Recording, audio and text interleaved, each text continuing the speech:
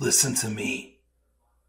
If there was a wise man who would ever think of this, they would say in order to be superior to the man, you've got to be the man. For I am the man himself.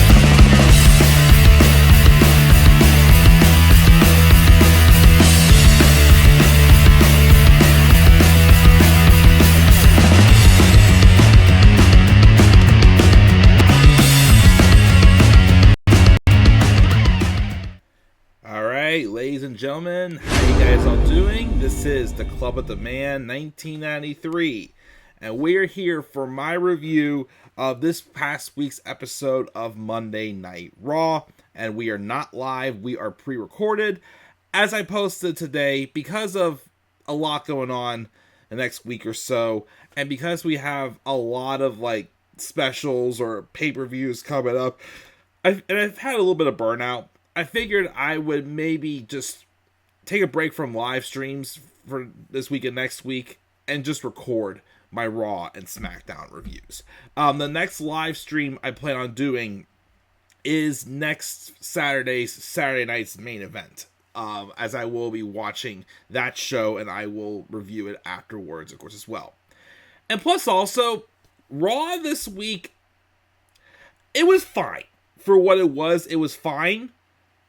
But we didn't really get anything gearing toward Money in the Bank, which I'm surprised. We didn't have any qualifiers or any qualifying matches announced. I get we have Saturday night's main event, but you would think that because the actual pay-per-view that's next is Money in the Bank, we would maybe start getting some stuff, set up for that. The only thing I felt like that may have been set up for Money in the Bank is maybe a triple threat match for the world tag titles with the New Day, the War Raiders, and American Made. Maybe that, if not better than that, that is it. For crying out loud, Gunther is going to be challenging the winner of Jey Uso and Logan Paul on the Raw after Money in the Bank, the June 9th episode. Why that's going to be special, there's been no reason why yet so far, but I don't know. But just not much really happened. It feels like we're going to hold back on about Money in the Bank until after Saturday night's main event, which I'm not too crazy about that, because I feel like you still should have, some stuff toward Money in the Bank. And, because especially right now, with how tight some of these pay-per-views are, there's literally pay-per-views every, 3 to 4 weeks, it feels like. I feel like the spacing is not quite as much as it was before. Because we do have Money in the Bank. We have, of course, NXT TakeOver. This NXT Battleground. Saturday's main event. Night of Champions also. And rumored Evolution maybe on the same day as AEW All In. I don't know how I feel about that. But, of course, we'll talk about it if it happens. And go from there. So I'm just going to breeze through this episode of Raw really quick, because I don't really have too much to say. We opened up with a CM Punk promo. Basically speaking for the first time since WrestleMania, and when Paul Heyman turned on him. He was pissed, but he's a fortunate man, and he calls this place home.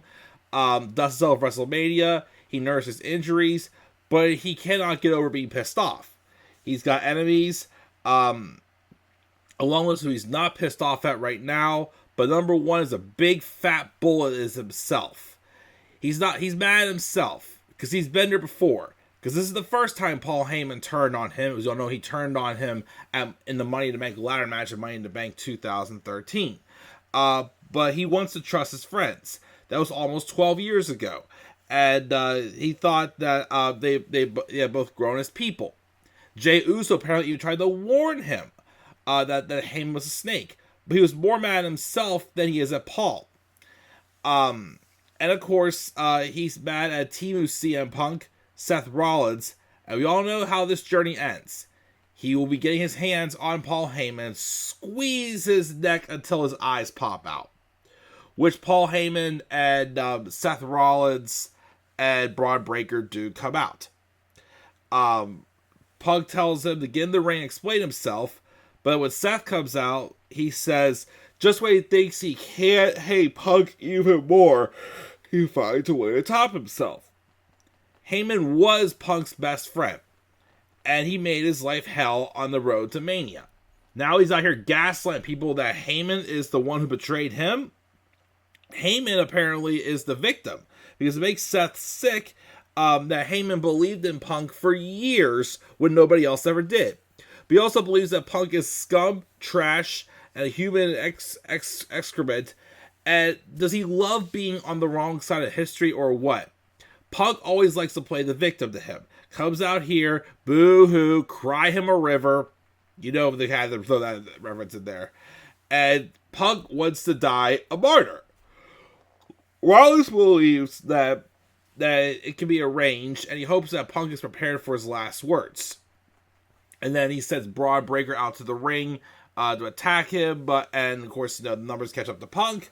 Eventually, Sami Zayn and Jey Uso come out to help, and it scares off the heels, and it sets up for a tag match with Sami Zayn and CM Punk versus Seth Rollins and Braun Breaker at Saturday Night's Main Event.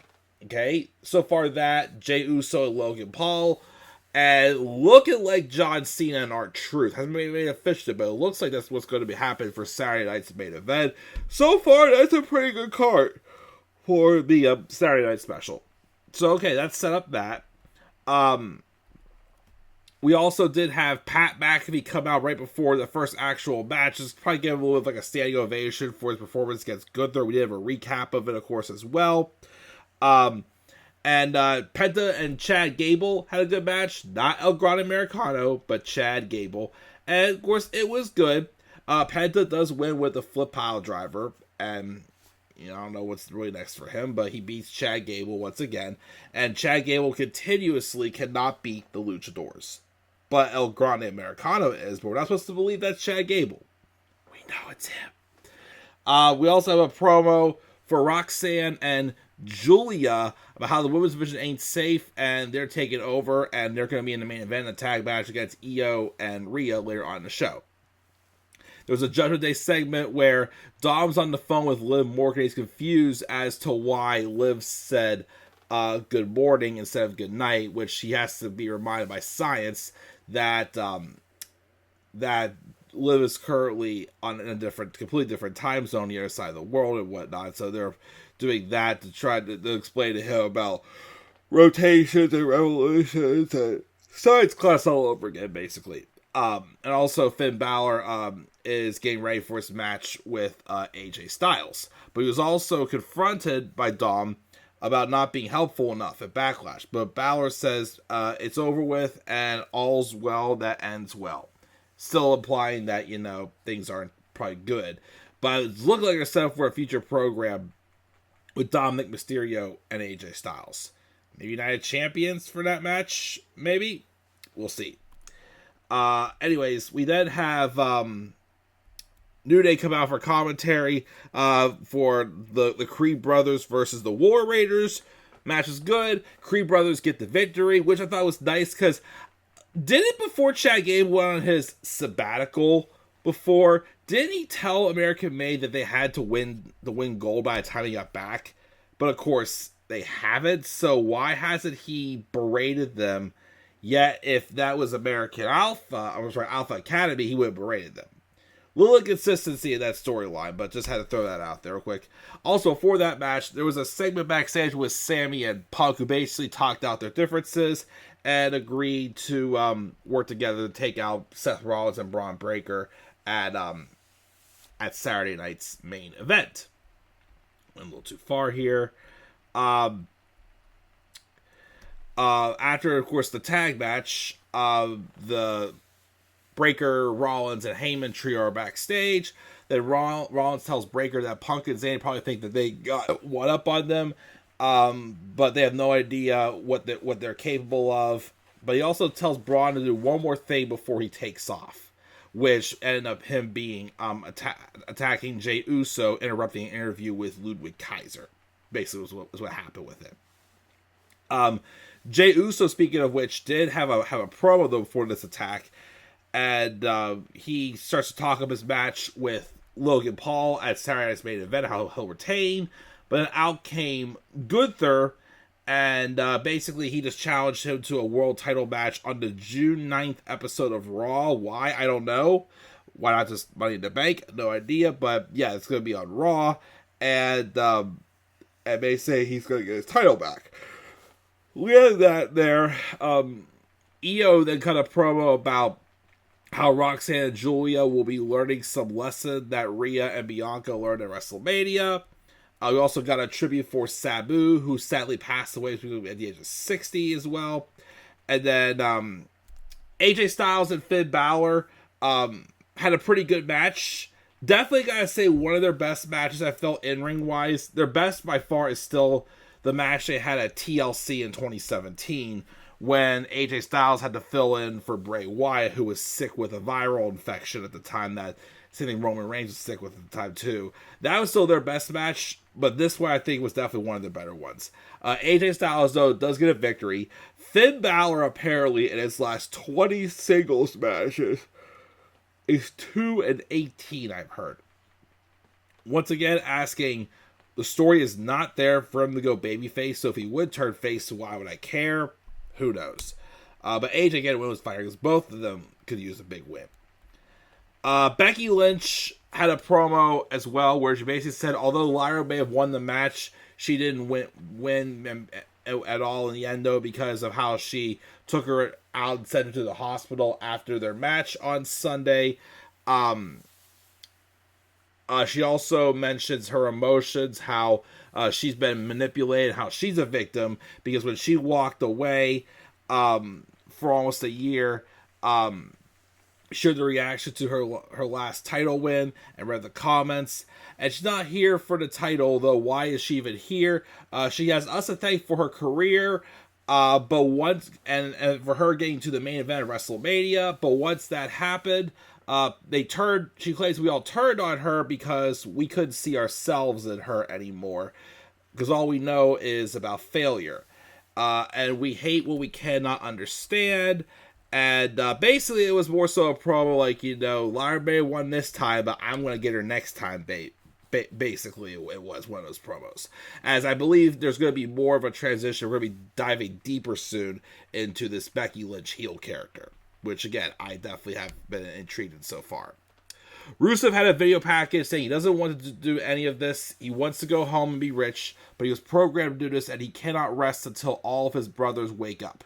And last week, Tozawa stepped up, and we cheered him right into the flatline, but still, they care what we think. And it will hurt him to hurt anyone else, but he'd rather crush them in hand than see them fall into the abyss. Tozawa was then told that he would have a match with Rusev once he's cleared, and then Sheamus asked for a match with Grayson Waller next week. Cool. And in the main event, Io and Rhea did beat Giulia and Roxanne in a good match, and it looks like it's teasing an eventual challenge, probably a Money in the Bank with Io and Rhea. I'm assuming they're going to do Tiffany and Nia at Saturday night's main event and save Io and Rhea for Money in the Bank, if I'm being honest. I do like Giulia and Roxanne. I still don't get why they're a tag team. Like I said, I'm wondering, was this supposed to be Roxanne and Cora Jade before Cora got released? I don't know. I'm not. Again, it just still feels random, because the last time I knew, these two were fighting each other. So why all of a sudden are they being a team? A little confusing, but that's how the show ended. I'll give it a B-. Again, nothing was bad on this show. It's just like, it was missing that pop.